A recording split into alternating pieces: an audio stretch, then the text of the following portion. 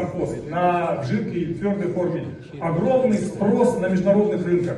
Если взять, в частности, например, Саудовская Аравия, они заявили официально там, о покупке более 5 миллиардов литров. Это очень выгодный цена. Но теперь вопрос конкретный, наверное, Министерство сельского хозяйства. Вермифермерам, ребятам Саулов и девушкам Саулов надо помочь с землей. У них нет доступа к земле, у них нет больших денег. Для того, чтобы стать вермифермером, не нужны большие деньги, не нужны большие земли. Не надо это сотнями, тысячами гектаров это все. Каждому выделить хотя бы по 50, по 60 соток, они принесут в виде налогов и в виде экспортного потенциала много полезного. Поэтому предложение здесь, в частности, что?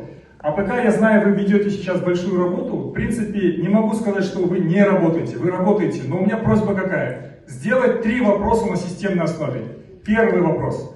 Это обеспечить жителей аулов возможностью для создания вермиферм или карбонных ферм землей. Много земли не надо, я еще раз повторяю. Второе. Обеспечить обучение ЛПХ и фермеров сельских, чтобы они могли для себя такой бизнес открыть. И нефть, вермикомпост продается сейчас дороже, чем нефть даже.